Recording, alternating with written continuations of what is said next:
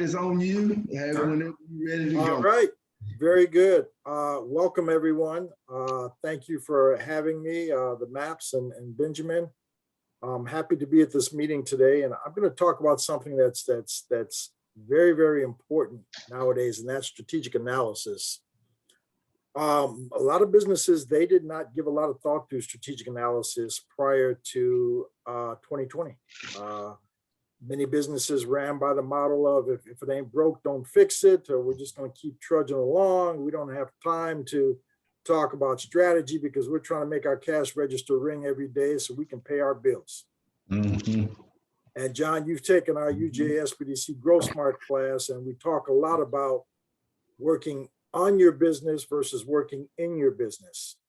And it's imperative for business owners to step at that 20,000 foot level from time to time and take the time to work on their business. And that necessity has been magnified by the challenges that COVID-19 brought on. And as we come out of this pandemic, there are still challenges that businesses are facing. One of the most prominent challenges is lack of workers. The labor market has been very, very slow to come back. That's for a number of reasons. One of them being the federal unemployment benefits are still active and present. And it's sad to say for some of those lower level jobs, it makes more sense for the workers to stay at home and collect those checks than it does to go out and go to work. That is an entirely different discussion for a different time. But my position on that is a simple one. When you pay your workers a little bit higher than the average prevailing wage, you get a more loyal employee, you get a more hardworking employee, and you get an employee who's more motivated. Businesses sometimes don't look at the fact that turnover and training is expensive. So if you have high turnover numbers amongst your employees, that's costing you money. It's impacting your business.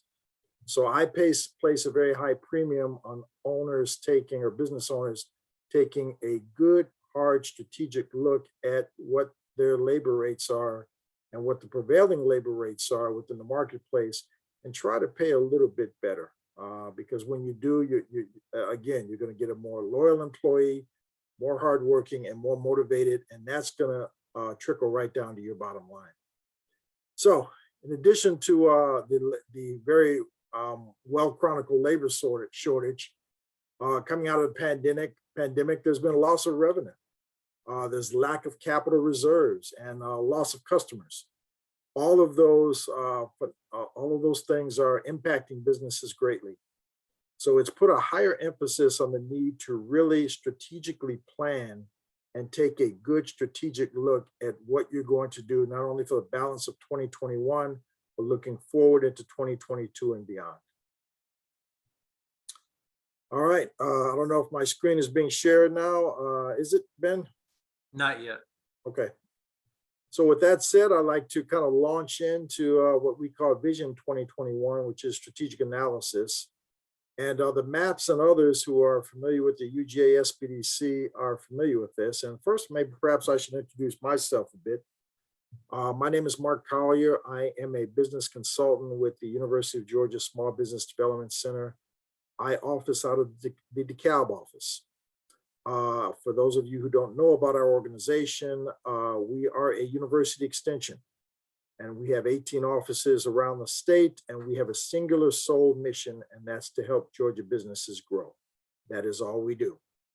And as the MAPS are well aware, they like to say we're one of the best kept secrets because what we provide to businesses are confidential one-on-one consulting, continuing education classes, and market research. And with a singular sole mission to help businesses manage more efficiently, grow, and scale. And we have no other vested interest but to see businesses succeed, because we have a very simple model. When we help businesses grow, we help them scale, they hire more employees, guess what? They pay more taxes. So because of that, our services come at no direct cost to the business owner. So I'll say that again. Our services come at no direct cost to the business owner. So I urge any and all of the association members here to reach out to one of the offices. Our website will be given on the last slide here, but you can find us at georgiasbdc.org. Again, georgiasbdc.org. We still, are you talking from your screen? Because we still don't see anything. I have my first slide up, so I am waiting on Ben to turn it over. I don't know how I can share it. Oh, do you see a green share screen button at the bottom? Let's see. Yep. Okay. Okay. Yeah. Click on that, and then you'll be able to select the screen. All right. Good There deal. we go. Yes. Now we see it. Yep. You guys can see me, huh? All right. Slideshow going here.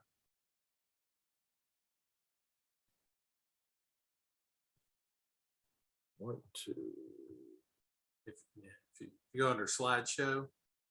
Yeah, that's on slide. And then you can say from beginning. Yep, there we go. All right, very good. All right, so once again, Mark Collier, University of Georgia Small Business Development Center, and we're going to be talking about strategic analysis this evening.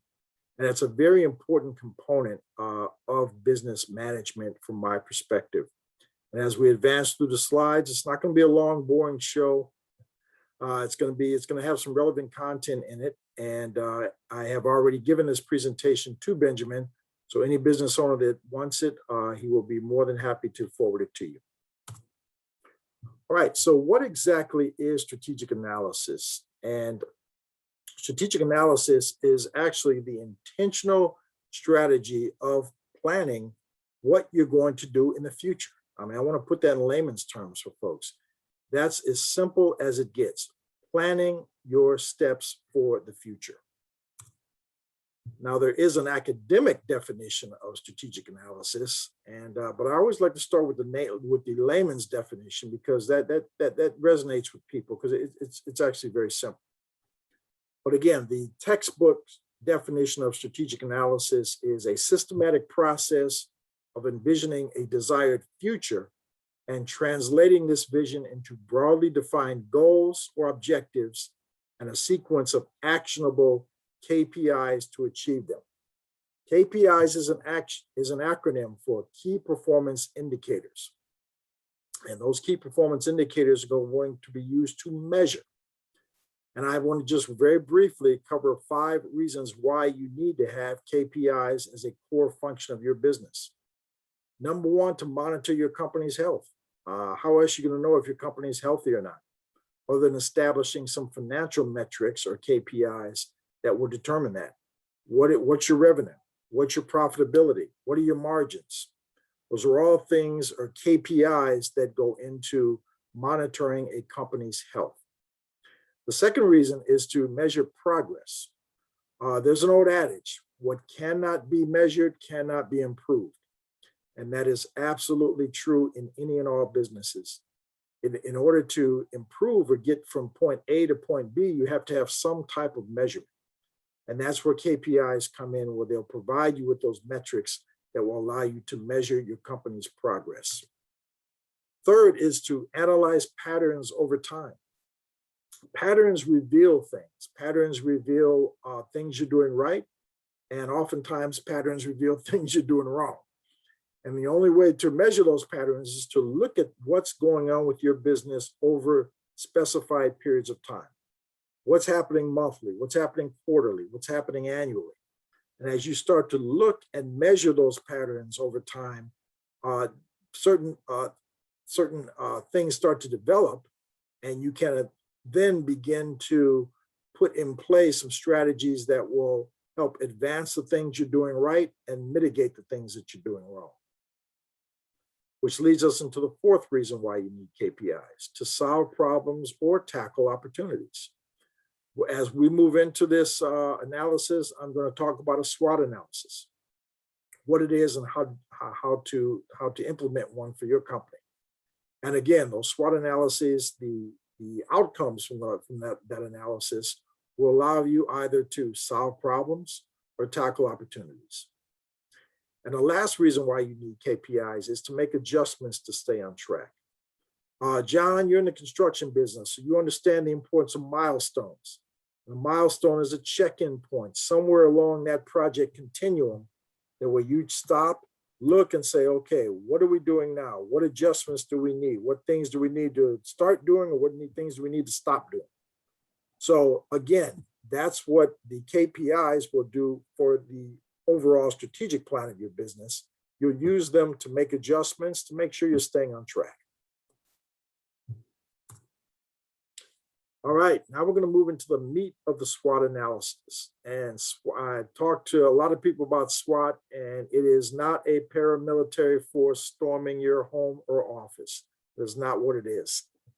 SWOT is an acronym. It stands for strengths, weaknesses, opportunities, and threats. So back to my textbook definitions. What is a SWOT?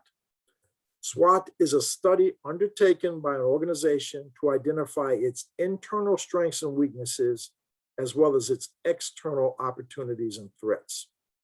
And the distinction is is important, because at the upper half of that quadrant, strengths and weaknesses, those are internal to an organization.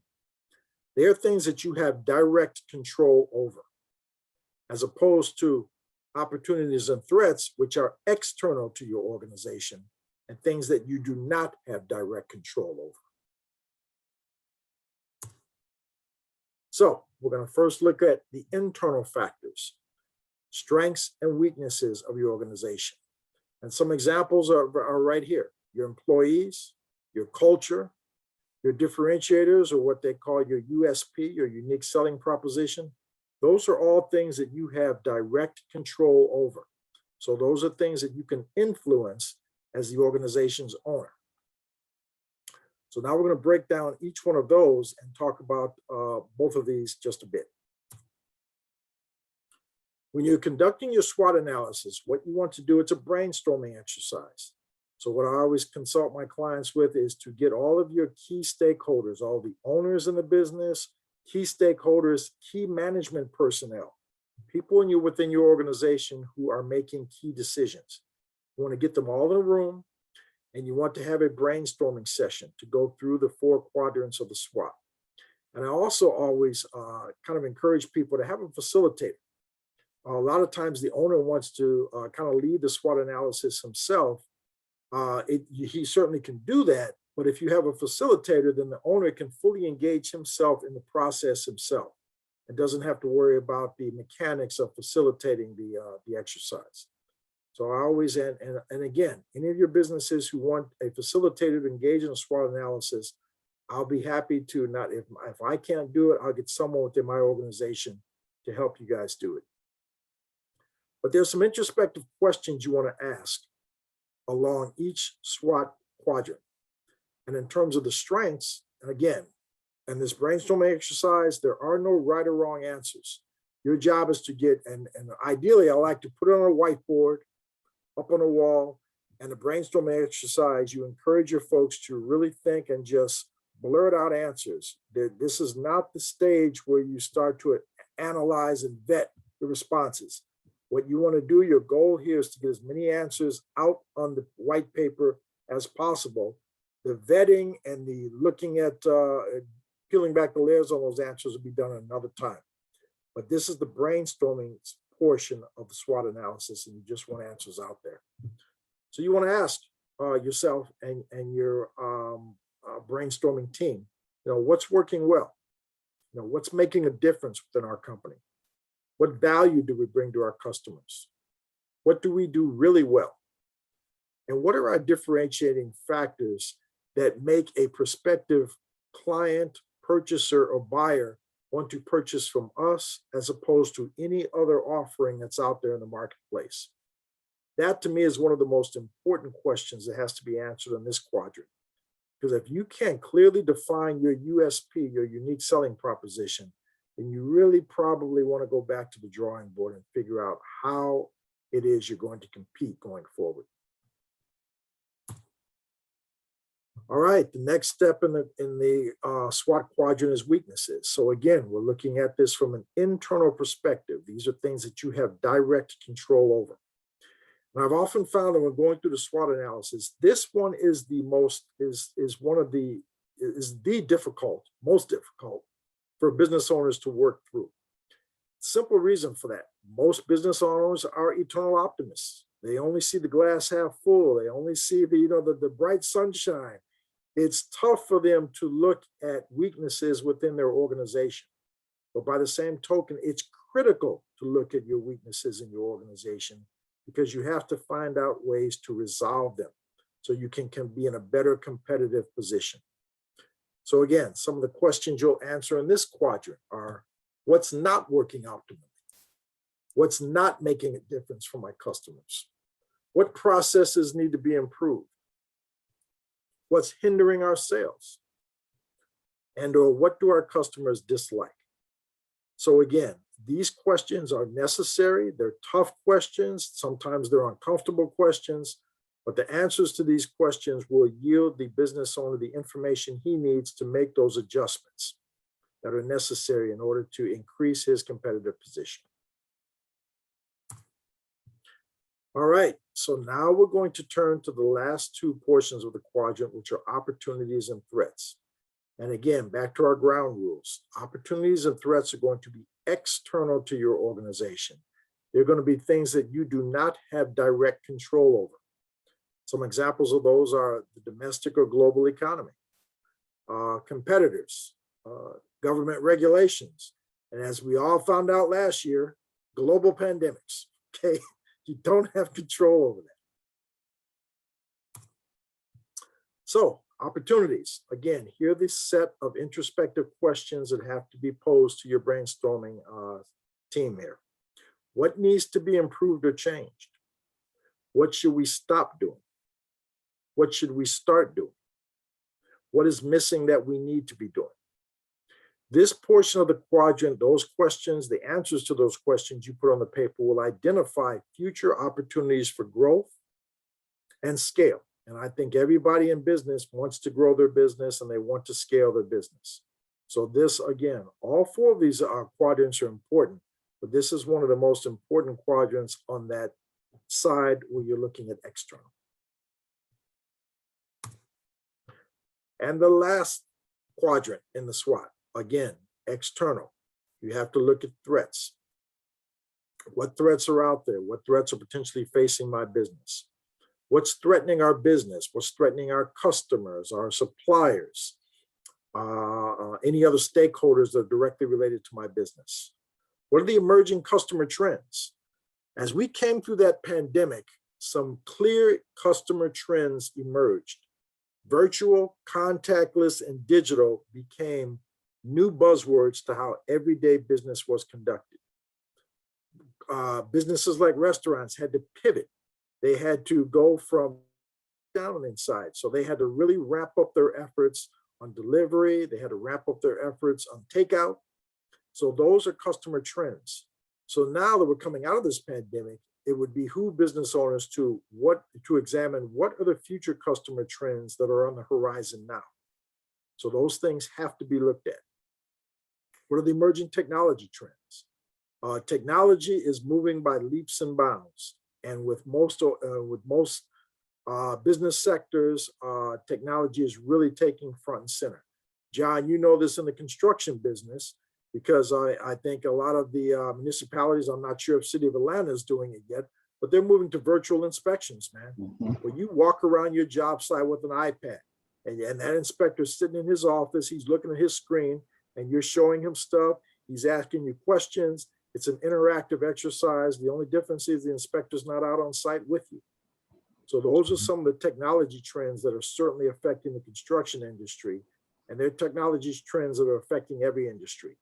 And it's the business owner's job to investigate that, to research it, to find out what's on the horizon. Next are emerging economic trends. One thing we've got prevalent nowadays, we've got lots and lots of money being poured into small businesses, stimulus programs. So the money supply machine is just primed right now. It's pumping out a lot of money. So you got to sit back and ask yourself, what implications are there going to be for that? Will it affect inflation? I believe it will. I believe that all of this money supply hitting the economy is going to have to show up in the inflationary numbers somewhere down the line. So savvy business owners are going to be able to look at those trends, look at those threats, and plan for them. And lastly, what are the current financial threats? Costs, revenue, debt, cash flow. As Benjamin talked about earlier, all of those have been directly impacted by the COVID-19. Revenue is down, debt is up, cash flow is squeezed, costs have increased. All of those things happened as a direct result of that pandemic. So again, the value of the SWOT is it has to be forward thinking and forward looking. You have to look to the future and see what future threats could potentially be on the horizon. So now this is the part, if we had a group and I was doing a group, we would start to build your own SWOT analysis. And it's kind of an interactive thing where I kind of go around the room and I'll ask people, list one strength, list one weakness, list one opportunity, and list one threat. Mm-hmm. So you guys, you're all going to get the copy of this presentation. And again, I would encourage you to consider conducting your own SWOT analysis, at least on an annual basis, because markets change, consumers change, trends change, economies change. So doing a SWOT analysis once and putting it on the shelf is not going to deliver the value that it should. That is all I have for this evening. So I don't know if we can actually kind of go around and just see for a few of us, go flip back to your, yeah. There you go. Yeah. Sure. Well, let's do that. Again, let's remember the ground rules now. Strengths and weaknesses are internal to your organization. Opportunities and threats are external to your organization. Mm-hmm. So I see Kiana out here. Kiana, what type of business do you have? You're on mute. She's actually listening on another call. Oh, she is. Okay, so she's not going to participate. We Right, can see if maybe Tori or Tori, are you on? No, thanks. Okay. Come on, you don't want to talk. I'm on vacation. I just wanted to show you guys some love. Okay, You're great. on vacation. All right, Tori. Well, have fun. That's the best news I've heard today. Show me. Come on. I'll write your Well, name. have Come fun. on with us. Well, Benjamin and Gail, I mean, I'd be more than willing to set up kind of a group SWOT analysis exercise anytime in the future you guys want. And here's one thing I'm working on that's very, very different. I don't know, has anyone here read the book Blue Ocean Strategy? Mm. It is next level strategic planning. It takes a little bit different approach than the SWOT. But I'm actually going through the certification with that now. I'm developing a brand new strategic planning tool over the next couple of months. It is groundbreaking. It really is. And I'd like to hopefully share it with you guys. This is June, probably around the September timeframe, which would be good because people about start thinking when we get into the fourth quarter and thinking about 2022. Mm-hmm. And I think this Blue Ocean strategy is going to really blow you away. If you're interested in getting the book, feel free to do it, but I'm going through the certification now and I'm going to be putting together an entire presentation and exercise on how to run through a Blue Ocean strategy.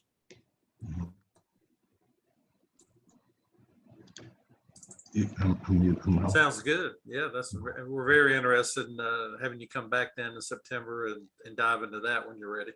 Yes, absolutely. I find that, Mark, the toughest part of the SWOT during these times is maintaining a hopefulness. Yeah, John.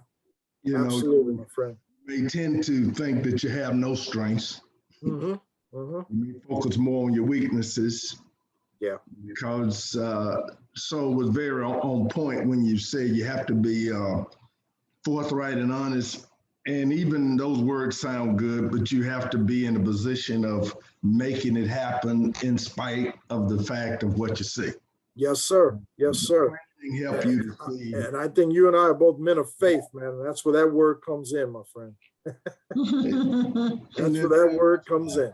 Those times when, so to go through this, I would like to do that, Mark, as a group, but even individually. Sure. Like I said, we offer up that, John, and be more than happy to conduct it for anyone who wants it. But our website there, I wanted to get that last slide. There's our website there.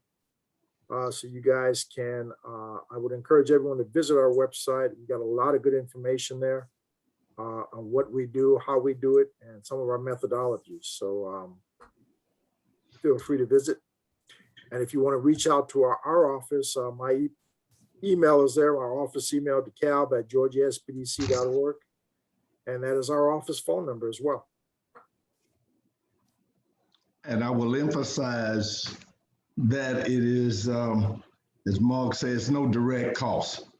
That's right. You have already paid for us through the taxes that you pay. So maximize your tax dollars.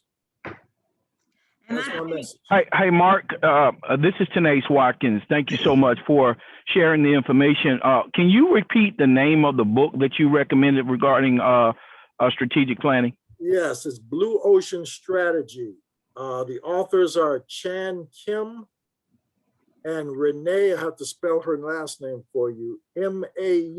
Mauborgna, Maborn. So Blue Ocean Strategy.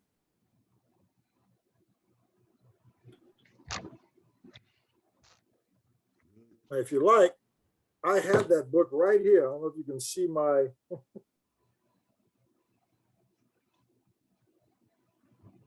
see my screen there. Yeah. Yep, we see it. And thanks for that comment, Tori. And you used the service. My biggest fight was to think that I could use the service. Yeah, Mark does a good job of taking small business and making it relevant, because you tend to think when you're always on the grind, you always think there's no day. It's always night. Yeah. But the opportunities. And I think also they are good in so many different areas, because actually their financial area, I went in and they helped me with pro formas and, balance sheets and financial statements and all of that, which was really, really very helpful. And really, Marlena Norris was the one that recommended SBDC to me a few years ago, because they helped her with her performance and that sort of thing when she was going for her loan to start her laundromats.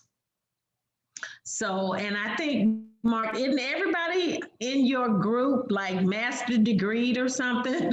Yes, we all have master's degrees or higher in our organization, because we're all faculty level members of University of Georgia. So, Mark, question, do you all still do your mentor programs?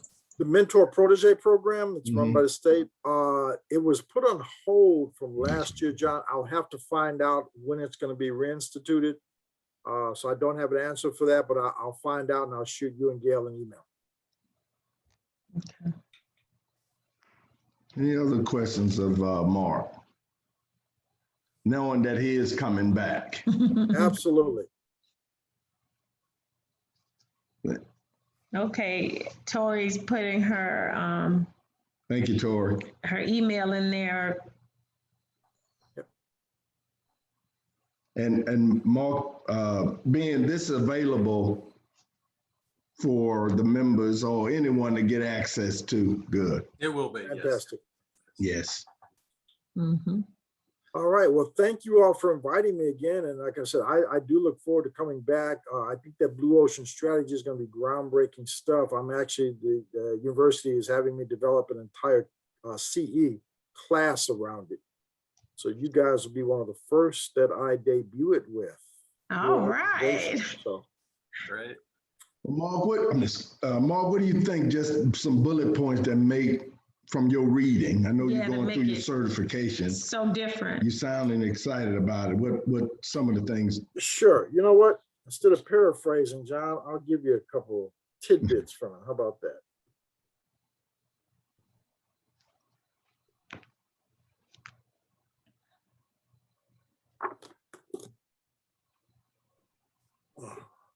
Actually, I'll take them from my notes that I've got.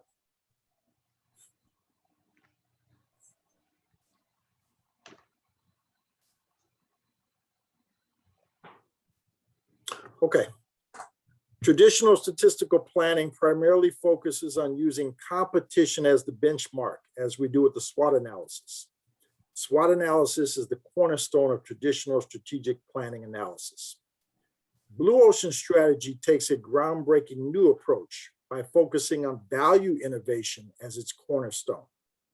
It's called value innovation because instead of focusing on benchmarking and beating the competition, the focus becomes making the competition irrelevant by creating a leap in value for buyers and for the company, thereby opening up new and uncontested market space. Importantly, value innovation defines one of the most commonly accepted dogmas of competition-based strategic planning, which is the value cost trade-off.